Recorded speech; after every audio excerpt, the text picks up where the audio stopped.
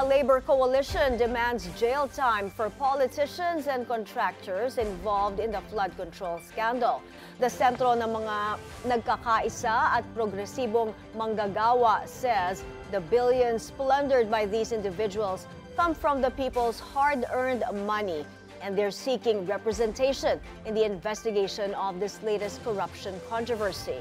Let's find out more. We'll be speaking to Joshua Mata, the Secretary General of Sentro. Magandang hapon, Joshua.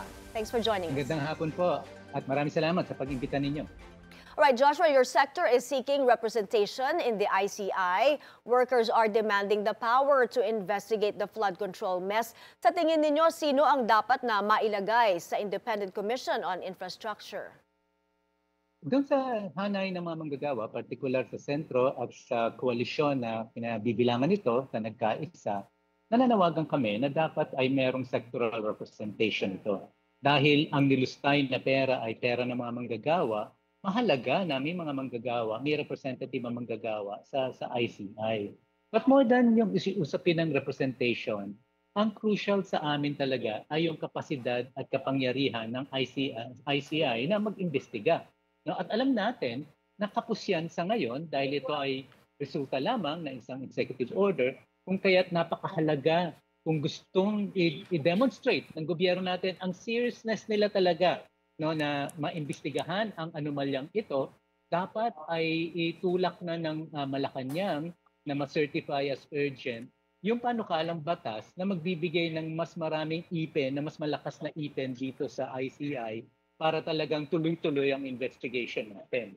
More importantly, we firmly believe that the flood scandal should just be the opening of a much broader and much comprehensive investigation ng systemic corruption sa ating bansa. Kasi nga, ang sabi nyo nga sa inyong statement, walang prosecutorial powers itong ICI. Tama po yan. Kung kaya nangangailangan po yan na isang batas para bigyan sila ng ganyang kapangyarihan.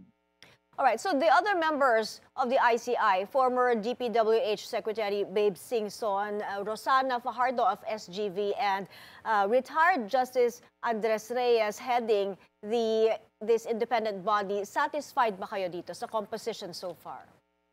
Sa amin, ang mahalaga ay yung kanilang performance, no? At paano lang papakita na talaga mag-ooperate ito ng independent, no? In other words, mahalaga sa amin na bigyan din sila ng pagkakataon, no, na patunayan nila na talagang sincero sila, no, dito sa gawaing ito. Pero gaya na sinasabi namin, hindi sapat kasi ang sinseridad eh. Kailangan nating masiguro na yung mekanismo ng pag-iimbestiga at pag-prosecute dun sa mga dumambong sa ating mga kaperahan ay sapat na, talagang meron silang sapat na kapangyarihan. Kaya kailangan talaga ng legislation dito. I'd just like to get your reaction very quickly to Mayor Benji Magalong's resignation as special advisor, and itong former PNP chief Azurin is now assigned to replace him. Yes, we heard about that, and doon sa usapin ni Magalong, while we respect him, unfortunately incumbent mayor siya, no, at tingin ko hindi talaga tingin namin sa nagkaisa. Merong legal problem na i-appoint siya sa ganitong klase ng commission, lalo na kung seryoso tayo dito sa investigation na to. Kaya mas mahalaga na meron talagang tao na mas mapagbibigyan niya ng pansin ang isa pinatang gawain na ito. Joshua, sa tingin mo, what would it take to pin down those responsible? Yung big fish talaga, yung politicians, and not just DPWH officials and contractors dito sa corruption sa flood control projects?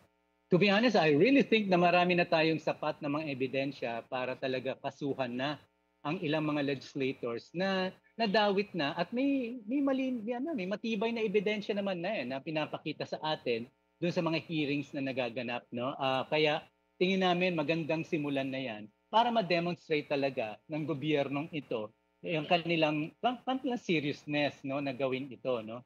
Subalit at the same time, sa aming tingin din, hindi pa lahat ay lumalabas eh. Kaya nga importante na kung kukunin natin, bibigyan natin ng proteksyon yung mga tumulong sa pagdarambong tulad halimbawa ng mga kontratista na ngayon ay pinoprotektahan na, tingin namin dapat bago talaga sila bigyan ng sapat na proteksyon, dapat i-disclose nila lahat ng mga involved at hindi lamang yung pipiliin lamang, no, at papaboran kung sino yung gusto nilang iligtas, no.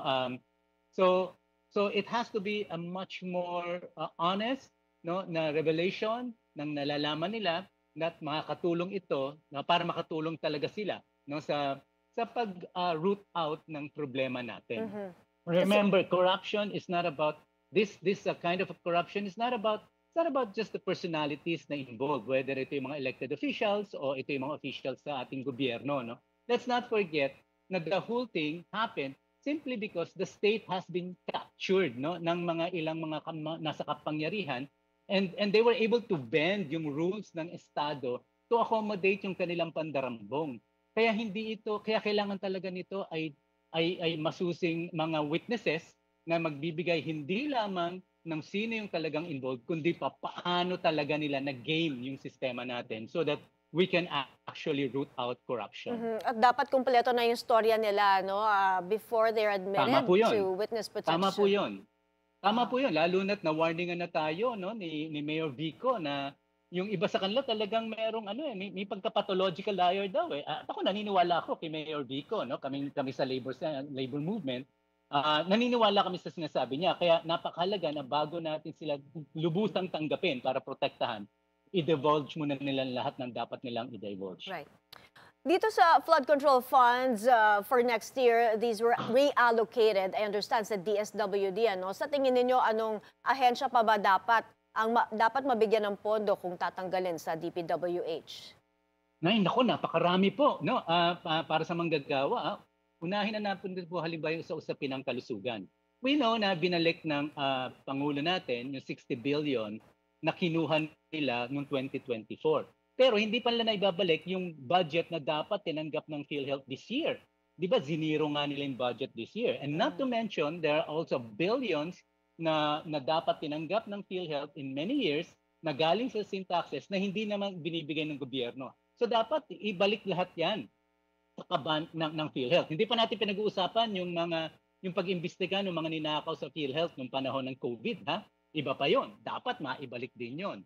Pangalawa, napakahalaga na yung education natin talaga ay mabigyan natin ng sapat na pondo, no? Kasi talagang kulelat na tayo ngayon pagdating sa kapasidad ng mga estudyante natin na matuto, no? Lalo na sa mga basic na mga subjects na dapat alam nila, no? Kaya at mahigit pa diyan, meron pa tayong problema halimbawa sa housing. Remember, this government promised that they will build 6 million houses in the next 6 years. Yun ang pangako nila noong unang taon eh. And yet, noong March, early this year, di ba, ang sabi nila, ang natayo daw nila is something like 240,000 units lang. Bakit? Kasi wala talagang pondo. So napakarami po talagang pwedeng paglaanan ng pondo. At sa aming tingin, dapat ito ay ibigay sa mga programmatic na mga programs ng gobyerno at hindi doon sa kung saan magagamit lang yan for patronage politics, no? Tingin namin hindi nakakatulong yon. Thank you for pointing that out. Marami pang pondo na pwedeng maibalik like sin tax and dun sa PhilHealth. Now, punta tayo dito sa trillion peso march. Meron bang part 2 at marami pa bang ikinakasang kilos protesta? Well, definitely. Kami, halimbawa, sa labor movement ay meron mga sunod-sunod na pagkilos pa na ikinakasa, lalong-lalo na paparating na rin ang November 30. So naka-gear kami papunta ron. The way we see it, mahalaga yung napagtagumpayan natin ng September 21. But one big rally is not enough. We need to make sure na sunod-sunod ito, sustained ito, kasi kung hindi, naku po, sigurado ko po, no, bobulahin na naman tayo ng mga nasa kapangyarihan, no, they would probably jail someone bilang kanilang sacrificial lamb, pero sisiguraduhin nila maililigtas nila ang marami sa sarili nila. No, kaya kailangan po natin gawing tuloy-tuloy ang pagkilos na ito at hangga't kakayanin, mas malaki o papalaki ng papalaki ang pagkilos. Joshua Mata, Secretary General of Sentro, maraming salamat sa inyong oras. Maraming salamat din po sa inyong imbitasyon.